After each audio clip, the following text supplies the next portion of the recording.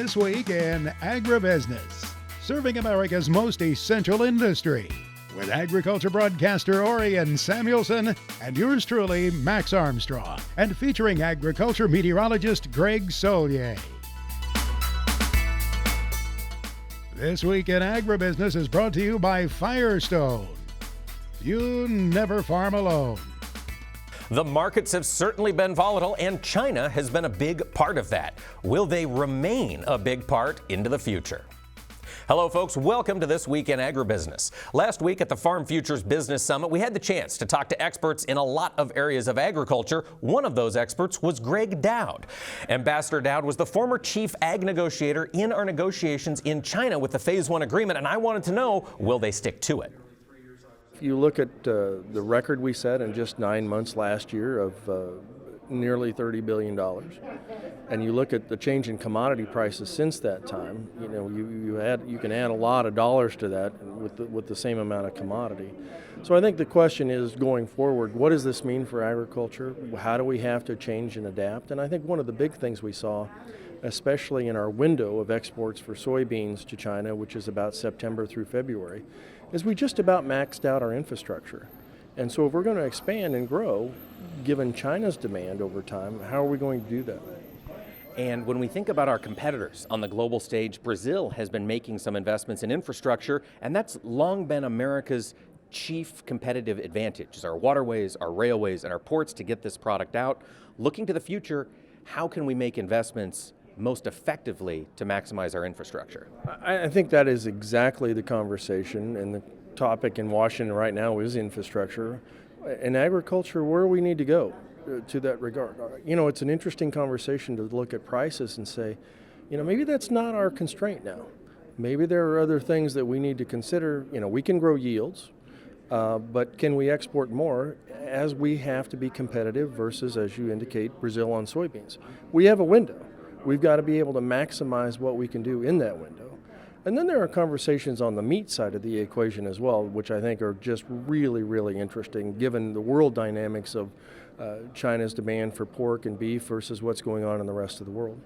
Ambassador Dowd, you mentioned infrastructure is currently the hot topic in Washington, D.C. There has been some concern over some of the proposals in the infrastructure bill related to taxation, some of the changes in basis perhaps.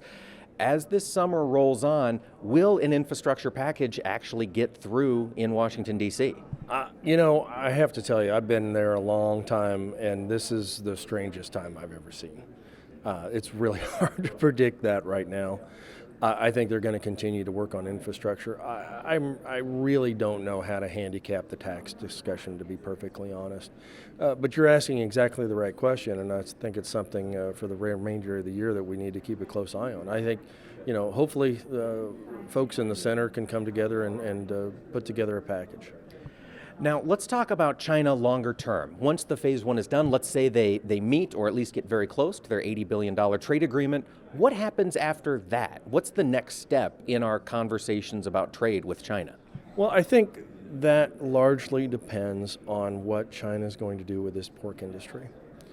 You know, one of the biggest changes in the history of agriculture in my lifetime anyway has been China's decision here a couple of years ago to ban the swill feeding of hogs, to ban the feeding of food scraps to its pigs. And you know, half the hogs on the planet are in China. So if they do that, if they're going to grow those pigs, and they want to grow pigs, not import the meat, they're going to need a lot more corn and soybean meal. Keeping an eye on China's pork prices, keeping an eye on China's soybean crushing margins for their processing plants in China. Those are going to be the leading indicators going forward in future years, and that intel and information out of China in terms of what their commodity markets are doing, that we'll need that information to flow back in the U.S. to properly handicap the answer to that question.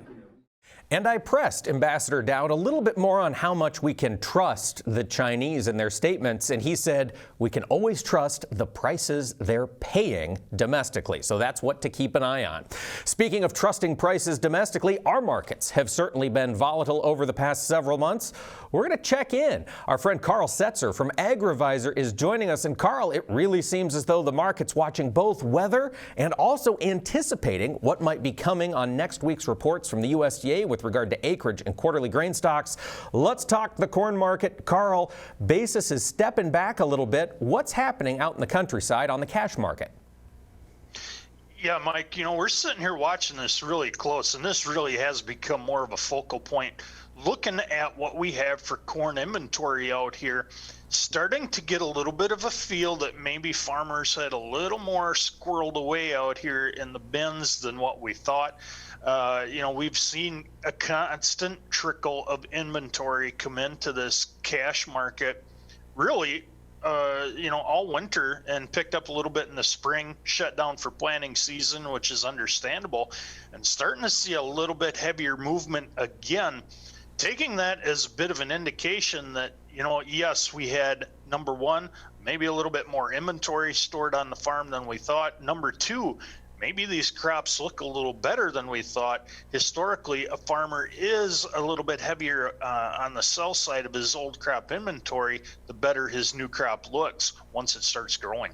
Well, let's talk about that new crop. It is growing out in the fields. We're getting forecast updates each and every day, and whenever they include rain for the Corn Belt, we see a broad-based sell-off, particularly in the grains. Carl, what are you watching for downside risk here ahead of next week's USDA reports? Where we're sitting here in this market right now, Mike, we do have considerable downside risk short term. We had a lot of weather premium built into this market.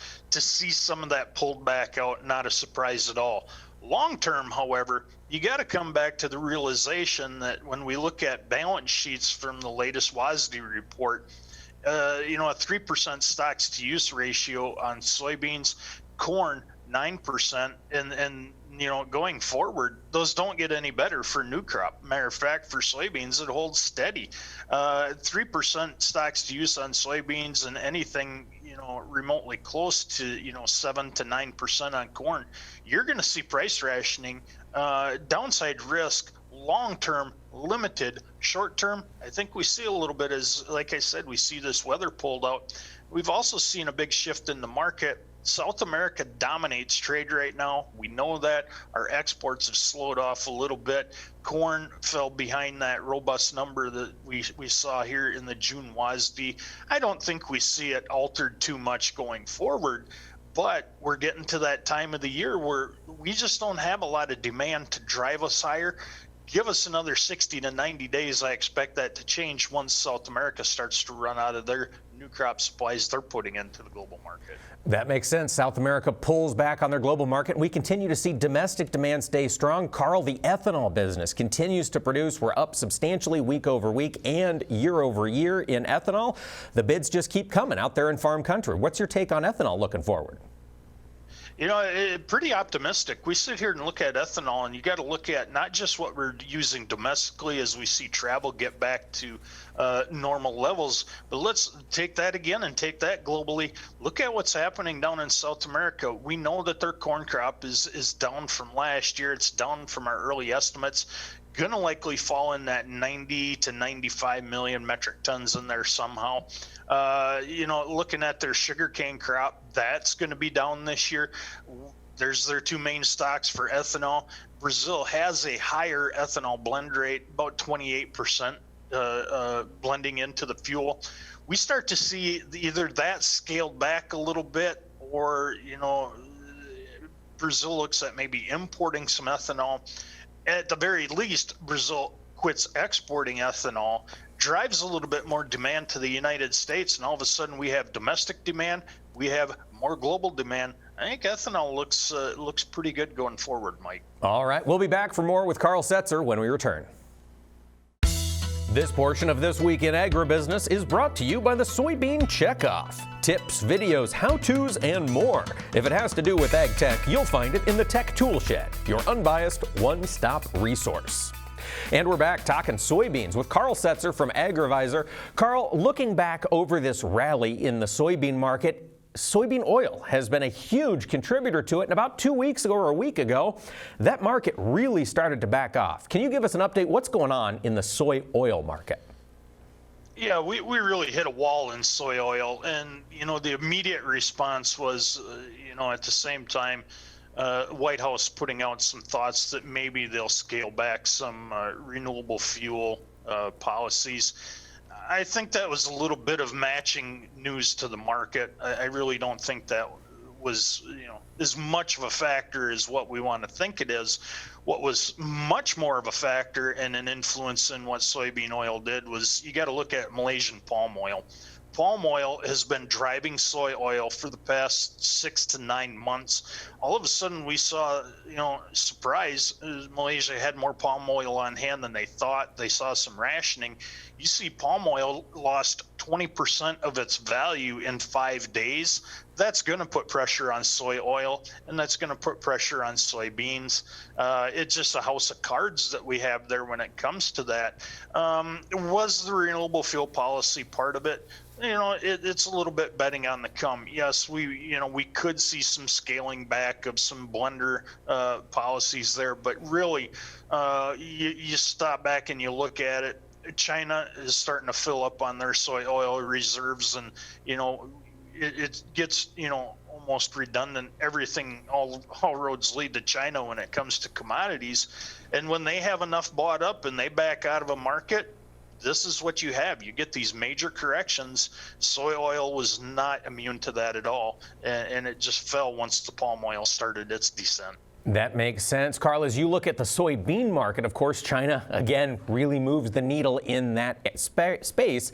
Tell us a little bit about what you anticipate for new crop pricing as we balance the drought and the exceptional demand coming from, well, both overseas and domestically. And sitting there, and I go, again, Mike, I tell you, I go right to the stocks to use. Everything else, yes, it's a factor, but that's the bottom line. And, in June, the USDA quoted a 3.5% stocks to use on soybeans. It carry out at 155 million bushels. But you look at what we're looking at for production, and all of a sudden now we're starting to see some questions. Maybe our acres are a little bit overly optimistic on some of these increases. There is a lot of room there to look at some downside potential to our production. But there again, the USDA, I think, is going to be pretty unwilling to cut carryout much more than they already have or print a lower number. And all of a sudden, you've got yourself into a rationing situation to put support underneath soybeans. I really think downside potential is limited in soybeans, especially the new crop. When you look at the inverse from old crop to new crop, you got to think your downside is limited. But don't underestimate them South American farmers to come in here and say, we're already looking at a huge crop down in Brazil. If they can make a few extra bucks and produce more acres down there, don't be surprised if that takes place. Carl, we got to talk about the cattle market. It looked like it was turning a corner this past week. Then the retail market, wholesale market started to fall apart. Where do you see cattle going in the short term? Yeah, I'm pretty optimistic on the cattle futures. Looks like we're going to work maybe a little bit higher here, and we're above some moving averages. So I think we're going to have a tough time posting huge gains in the futures. But there again, in cattle, we got to look at the cash side. Box beef have really fallen apart, and that's starting to put some pressure onto it. Big division taking place in that cattle market. Like I said, downside, I think we're limited, but grilling demand starting to get bought up for the summer months, and that's where all eyes are right now, Mike. All eyes on it. That's Carl Setzer from Agrivisor.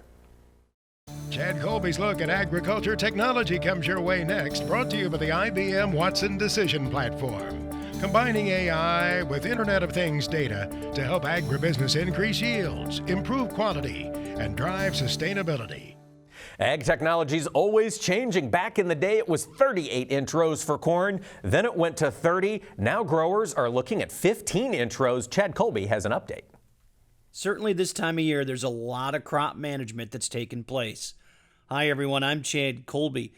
This week, I caught up with Jacob Wade. I wanted to see what technology he was using to feed his crop. It's a really busy time here in Central Illinois. I just got out of a sprayer myself. We're currently spraying fungicide, insecticide on soybeans for our first application. And we're also out here feeding this hungry corn with our Y-drop machine for our first of 2 passes on that as well. I asked Jacob to give a little bit more detail as far as the technology that he's implemented on his side dress machine. So the technology that we have on our Hagee, just within itself, it has the section control and the auto guidance, but we've also added some products from Yield 360 that helps with boom height control and with auto steer and standing crop. And then we have an iPad in there recording all of our data because, as you guys all know, I do a lot of trial work, and that is the best way to record your trials through the season and keep track of everything at a large scale. So those are just a few of the things that we have going on in our spray rig. Jacob has always been really intrigued with pushing the envelope. There's no question. As you can see right here on the iPad, this corn right here that they're side dressing, that's in the middle of a field trial. I was curious to see what projects Jacob is working on for this season. So we're currently standing out here in an 800-acre field. We have a pivot bio trial here on my left. It's a next generation experimental trial. And then on my right, we have some 15 versus 30-inch corn that this is my third year of that trial work. This year was another eye-opener of the three. We ran dry early, and we had some rolling corn. And everywhere we had rolling corn and 30 versus 15s, the 30-inch corn was rolling and the 15-inch corn was not.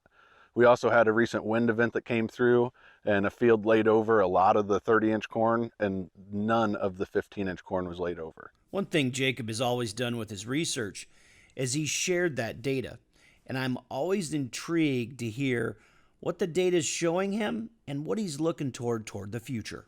Yeah, last year we saw an 11.5 bushel increase on 15-inch corn, and this year I expect to see that or greater. We've tweaked a few things within our program that I think will make the 15s even go higher. I'm hoping to see a 20 bushel increase, but no matter what the increase is, we've already made the decision to go 100% 15-inch corn for next year. Wow, did you catch that? All 15-inch corn in 2022? I can't wait to follow the progress. For This Week in Agribusiness, I'm Chad Colby. Thank you, Chad, and good luck to Jacob with the whole farm in 15-inch rows for corn. Later in the episode, we'll talk infrastructure with Mike Steenhook from the Soy Transportation Coalition.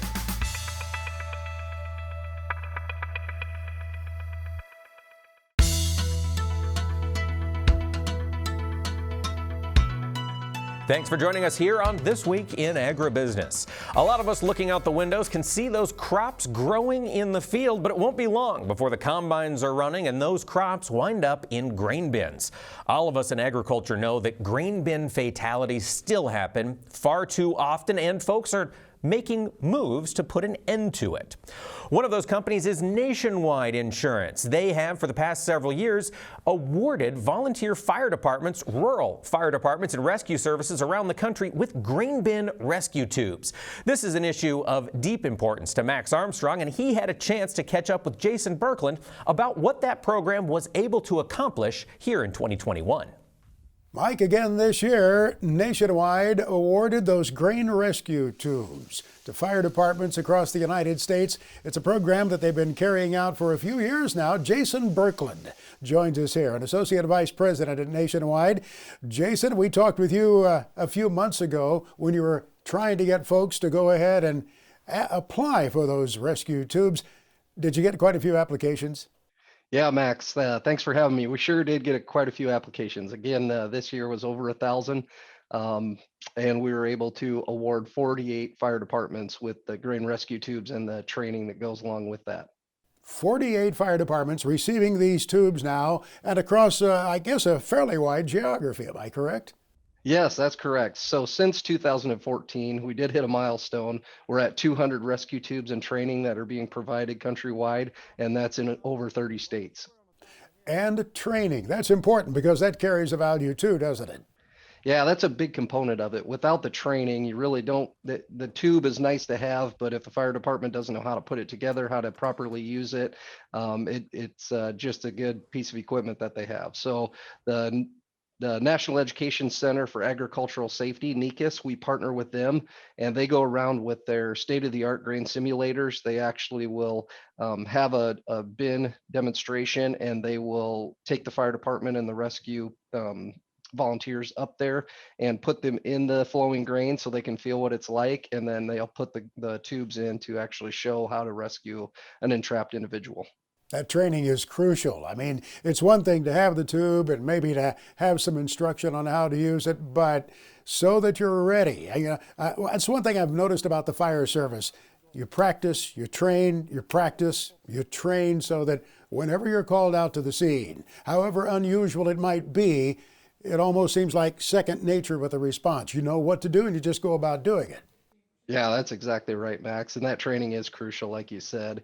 The tubes are nice and a great piece of equipment, but if you're not trained on how to use that and haven't gone through the steps, it isn't as good a tool as it can be. So, one thing I would imagine that has come back to you from this program, having it for a few years now, is the feedback for the experiences, the departments that have received the tubes and received the training, and telling you how it's working for them. yeah, we get amazing letters and stories from fire departments all the time, thanking us for the equipment, thanking us for the training. Again, how crucial that training is for them to be prepared. Great story out of this is that of those rescue tubes that we've awarded since 2014, 4 of those have been used in rescue situations to successfully free that individual that was entrapped. Lives were saved. Lives were saved. That's exactly right. Those are the best stories we like to hear, and you'll see people here, and I know at NECAS as well, giving high fives when we hear those incredible stories. So there are many applications, of course, each year. If a department was not awarded a tube this year, they need to reapply next year, correct?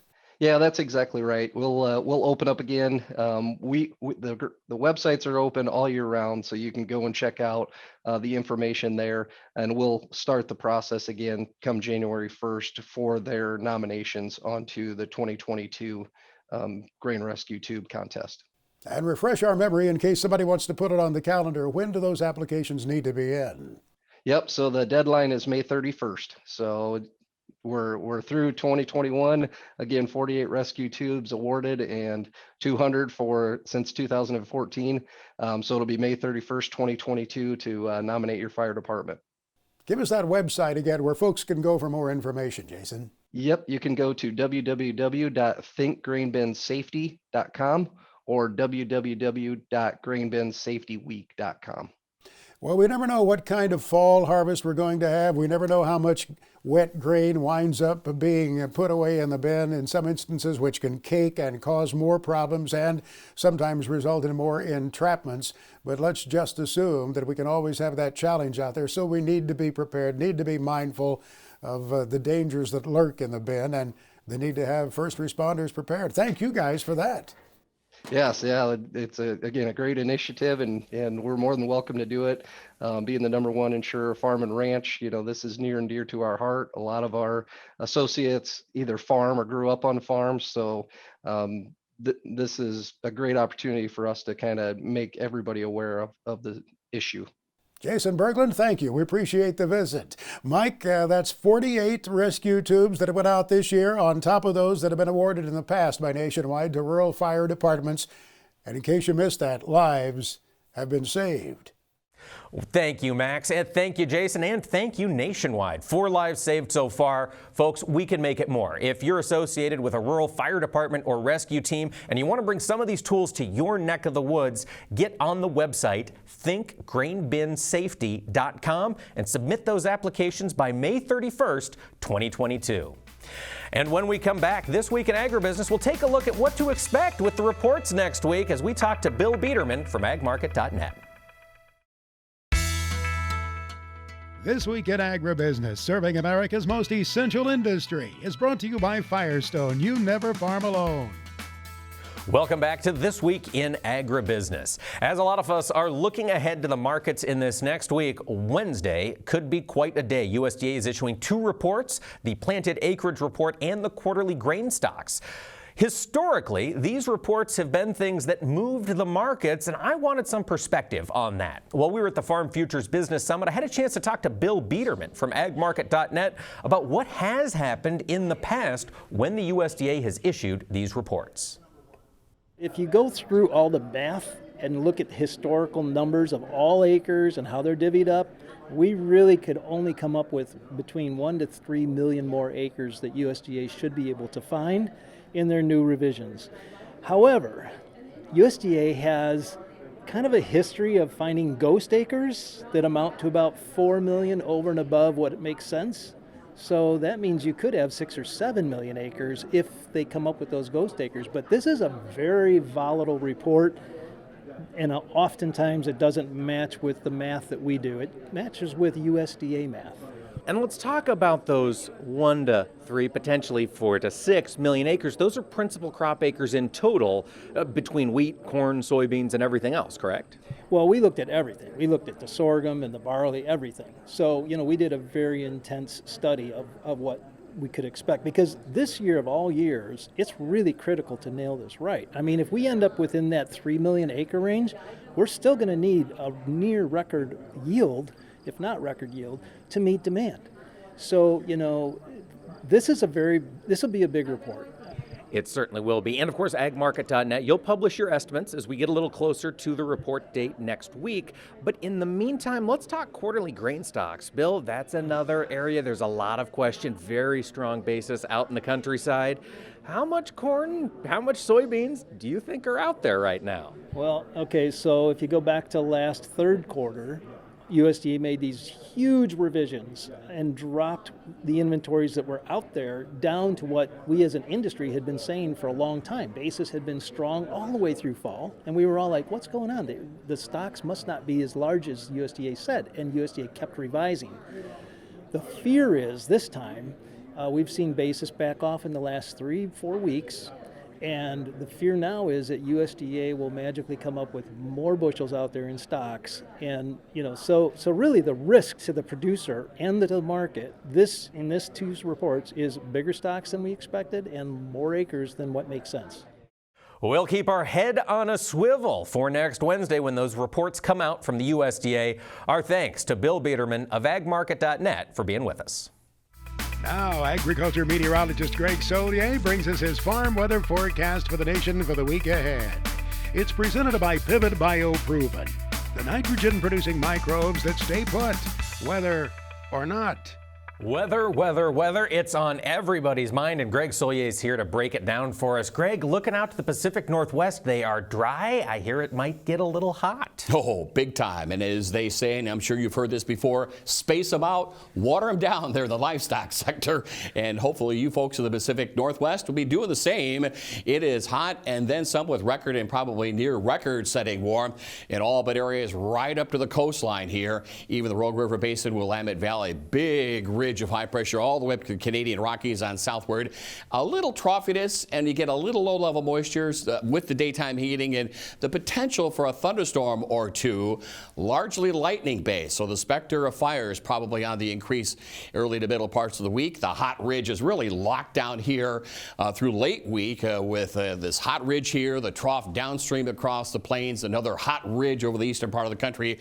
No place for this heat to go. And again, watch the thunderstorms. The fire season is upon us and will be expanding as the week wears on into the northwestern part of the country. A little bit of an onshore flow here. The heat across sections of the Four Corners kind of tempering a bit here. A couple of monsoon showers and thunderstorms. Typical heat across the plains and into the desert southwest. It's pretty much as it ought to be for the time of year in the southwestern sections of the country. Some slight cooling into the valleys of California. Heavy irrigation demands. Hearing almost 6, 7, 8,000 farm operations shut down with water intake off the Sierra because of the drought. And here is the thunderstorm activity, still peppered and scattered, locally severe across sections of the plains, middle to late portions of the week.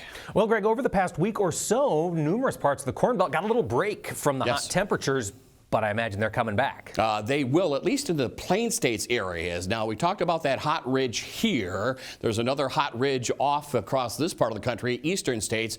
Downstream, you've got to put this configuration in. There's no place for these weather systems to go. There's Gulf moisture, daytime heating, cooling up aloft, and the first in a myriad of disturbances to generate, in some areas, meaningful rainfall. Others, it may get to be too much. Others, it could go from a drought to a flood into parts of the Corn Belt in this section here. may get out of control into some of these wet fields in this direction. Much more beneficial in this general direction. Cooler up near the Canadian border, and the heat lined up from the Black Hills back on to the west. Later on into the southern states we go, and early to middle parts of the week. High humidity, that big dip in the jet stream here, and showers and thunderstorms. Most numerous in the peak heating hours of the afternoon and evening across much of the south end of winter wheat. Hopefully you've made progress with regard to winter wheat harvest. And yeah, one more of these little weak disturbances coming ashore into Texas, enhancing the showers and thunderstorms over the southeastern plains, the waterlogged areas, the lower Mississippi Valley, and a couple of monsoon storms in the southwest. Well, looking out to the eastern Corn Belt, Greg, it certainly seems like they're getting the moisture and more might be on the way. That's right. Plenty of it here as the week wears on with a very stagnant setup. And by the way, here's this other hot ridge here over the drought areas of the northeast of New England, 95 plus expected there. And here are the showers and thunderstorms, and they continue on southwest and northeast over the heart of the Corn Belt. Again, beneficial here and points westward, getting too much out of control. Eastern and southern Corn Belt, the heat begins to break down somewhat into the northeast of New England later on in the week. Here's the picture over the southeastern part of the country. No shortage of showers and thunderstorms, and the tropics late in the week across the Atlantic and the Gulf getting busy. Now, Greg Soye is back with his extended farm weather forecast for the country. Presented by Pivot Bio Proven. Visit pivotbio.com to find a representative near you. Well, Greg, precipitation is on the mind of a lot of growers. Give us the update. What are you seeing next week? Well, you know, we talked about these weak tropical systems, Gulf moisture, daytime heating, hot ridges over this part of the country. With time over this part of the country, you got to zip up the upper pattern like this, and systems just really don't zip along. They stagnate. Showers and thunderstorms over the same given areas. Maybe too much of a good thing here. Just enough over some central parts of the Corn Belt and getting out of control where we've had recent rains, 3 to 5 inches, and the tropics as well. Western Gulf, Western Atlantic getting busy. Not much southwest, and perhaps 1 or 2 spots get, along with lightning and fire potential, 1/4 to 1/2 inch in the Pacific Northwest. Well, let's talk after the 4th of July holiday. Greg, what are you seeing temperature-wise? Still the heat firmly ensconced, but across the northern high plains, northern and central Rockies, northern Great Basin. Again, plenty of low-level moisture, daytime heating, clouds, and somewhat cooler than average, but high oppressive humidity values. Here's some of the heat across the northeast of New England, and here is the wet weather pattern. Roughly Dallas-Fort Worth up towards Green Bay and points out of the east. Very wet. Tropical rains in some spots in the tropics per usual getting busy. Quiet monsoon set up across the west. The week after, July 12th to the 18th, what do you expect to see? More of a kind of a west to east upper wind flow from, again, the northern and central Rockies to the Great Lakes region. Again, a core of probably triple-digit readings here. Fire and drought as well. The influx on the southwest to northeast upper air pattern keeps temperatures a bit below average here. A little warmer than usual. Eastern Corn Belt into the northeast of New England. Some easing of the moisture to the northeast of New England, but still very much wet. In the southwest, we'll take that. That's monsoon stuff. Texas as well, southeastern part of the country into the southern Corn Belt, still very wet and active. Now, finally, Greg, take us to the end of July. What do you expect to see? From a temperature standpoint here, again, a little sliver of cool air, Canadian Prairie, no sign of this coming southward. The heat running from about the Missouri on westward. Again, lots of clouds down here. Temperatures in check, not humidity levels, and the warmth spreading in the eastern part of the country. From a rainfall standpoint, a monsoon set up over the southwestern part of the country. Systems come ashore across the Gulf Coast, up across the Tennessee and Ohio valleys. Wet there. Drying process underway for the northern and western Corn Belt. Much needed for some central areas. Next on This Week in Agribusiness, it's Max's Tractor Shed, spotlighting another great American tractor. In Max's Tractor Shed this weekend, it's a propane-powered tractor. Some people just love the way that big fat tank looks. Max's Tractor Shed is brought to you by Store Lock Tool Cabinets, the best quality tool cabinet you'll ever buy. After that classic green show in Ohio this weekend, here's where you can see Store Lock Tool Cabinets. At the Red Power Roundup, DuQuoin, Illinois, July 1st through the 3rd. At the Half Century of Progress, Rantoul, Illinois, Store Lock will be there August 26th through the 29th. And then coming up at the Farm Progress Show, Store Lock will be there all 3 days, August 31st and September 1st and 2nd. Well, in some parts of the country in the 50s and 60s, LP-powered tractors were quite popular because propane was a fairly inexpensive source of energy for the tractors. Today, they are very popular because people just like the looks of that tank. When it's restored, it's beautiful, stretched out across the hood, as this one is. It's on a 560 owned by Ray Smith. He had this tractor on display last year at the 50th anniversary show at the Denton Farm Park, where they'll be celebrating their 51st year this year. Ray Smith's 560 LP at Wendell, North Carolina.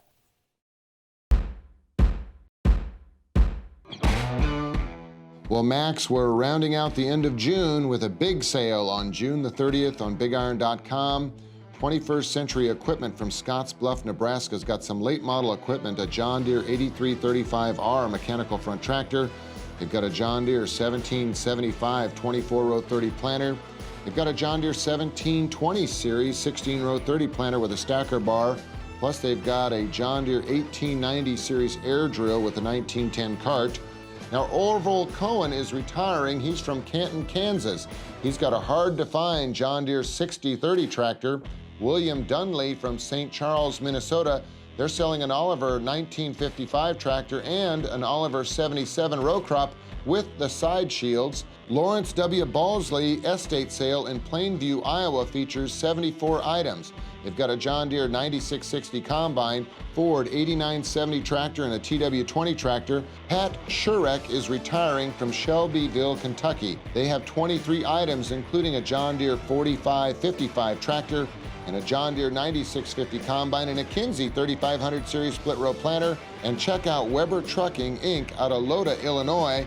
They've got a 2017 Peterbilt 389 semi-truck with only 521,000 miles. All of this equipment, Max, sells June the 30th on BigIron.com.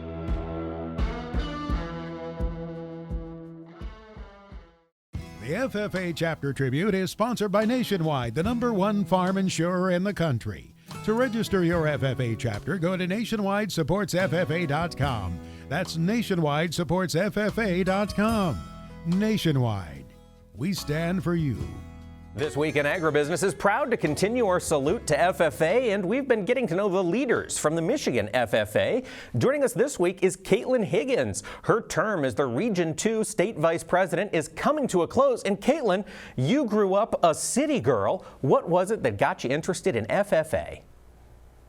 I am not going to lie. The chicken contest, so we raise broilers through FFA. We have a giant contest in Michigan. That brought me in because obviously, chicks are super cute. And that was what brought me in. And I heard that biology was the most failed class at my school. And I did not want to take the chance of failing that. And so I was like, why not? And I actually did almost drop out of FFA the first week. But look at me now, and I'm super glad I stayed. Absolutely. And I know you kind of used FFA to come out of your shell, and you worked your way into leadership. Let's talk about this past year, Caitlin, as Region 2 State Vice President. What were your responsibilities during this COVID pandemic? So we still tried to maintain as much of a normal year as we could. So we still tried to have our chapter visits. So normally we would go and visit chapters all around the state, so different cities, and lead a workshop. Our workshop this year was based around diversity and making sure that everyone was included and noticing everyone's differences and accepting them and using them to our best abilities. Gotcha. And also about gratitude. So we helped them write some thank you letters as well. All right. So you kept the students involved even if they were FFAing remotely. Now, Caitlin, you are moving on. You want to stay in agriculture, is that right? Yes, I do. I mean, a lot of my family is like, where did this come from? So a little bit of a black sheep of the family. But yes, I would love to stay in agriculture. Well, fantastic. We look forward to following you into the future. Caitlin, thanks so much for joining us here on This Week in Agribusiness. Now, Samuelson Says. Insight and commentary from Orion Samuelson. A few weeks ago on Samuelson Says, I talked about the opening of the farmers' market season in various parts of the United States. Since that time, many farm publications have reached my desk using the word agritourism. And that's really what farmers markets and county fairs and state fairs are all about. Agritourism. Because more and more people do not have any idea of how the food gets from the farm to their dinner table. And these events are events designed to get people acquainted with what it takes, with the work that farmers do, and processors and transportation people do to get food from the farm fields to the dinner tables of America. And so as we move deeper into this session of outdoor events, take advantage of agritourism. If you're farmers or ranchers, could be a source of additional income. If you're city folks, it's certainly an opportunity to learn about the production of food, the transportation, and the processing to ultimately reach your dinner table. So if you're in agriculture, agritourism could be a source of additional income and public relations for your industry. I remember a good friend several years ago with an apple orchard in Michigan who developed the Rent a Tree program, where city folks could rent an apple tree, hold picnics under it while it was growing, and learn more about how apples ended up in various products on your dinner table. So support your county fairs, support your state fairs and outdoor farm shows, and learn more about the business of putting food on your table. Be safe, be well. My thoughts on Samuelson Says.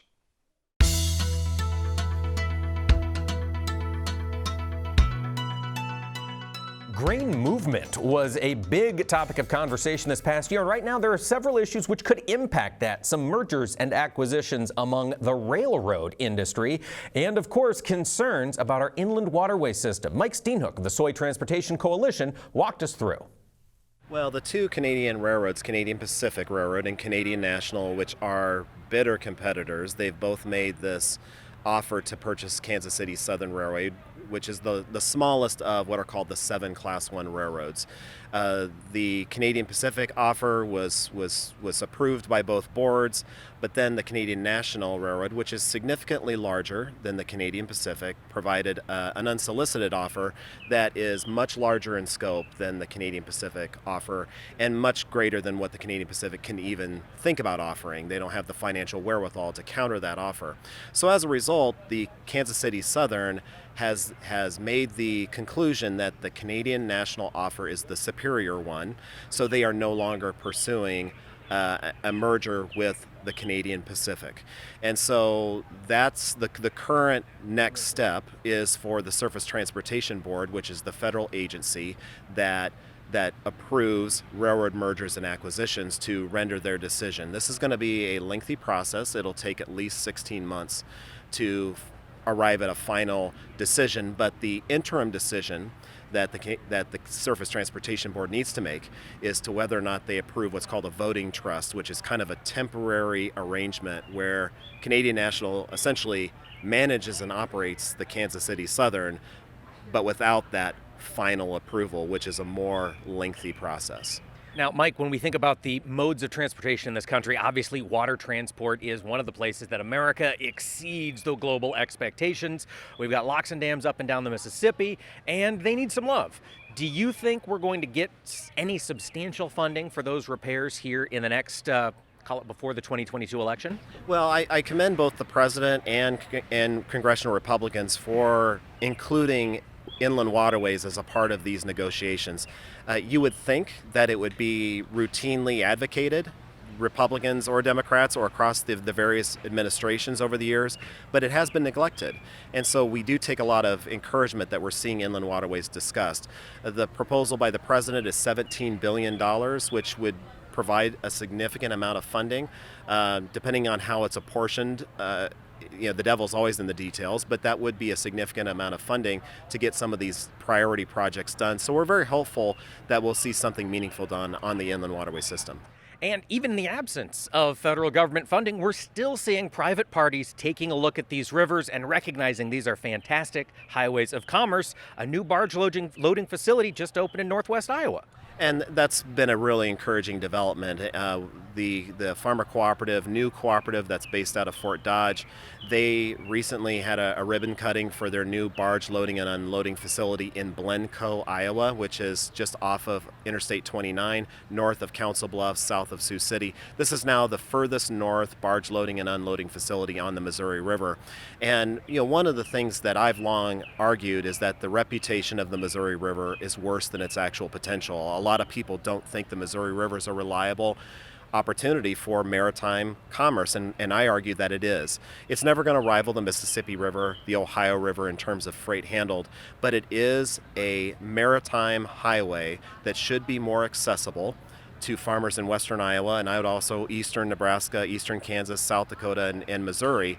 And so we're really encouraged to see these kind of investments. For an interstate highway to have any meaning for someone, you have to have an on-ramp, you have to have an off-ramp. And the same applies when it comes to our maritime highways. New Cooperative has now established an on-ramp, an off-ramp, and so we look forward to seeing that further flourish, this transportation on the Missouri River. Thanks to Mike Steenhoek for taking the time to talk us through all of these things that will be impacting our industry as we get through 2021. And thank you for taking the time to join us here on This Week in Agribusiness. As the markets continue to turn and the weather continues to be a hassle, we hope all of you stay safe, and we'll see you next week right here. Closed captioning for This Week in Agribusiness is brought to you by Kubota. Shape your world. This Week in Agribusiness is brought to you by Firestone. You never farm alone.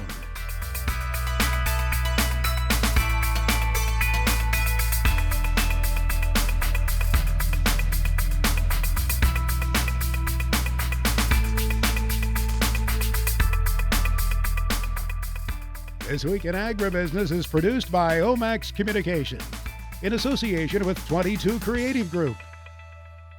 We invite you to visit us online at agbizweek.com.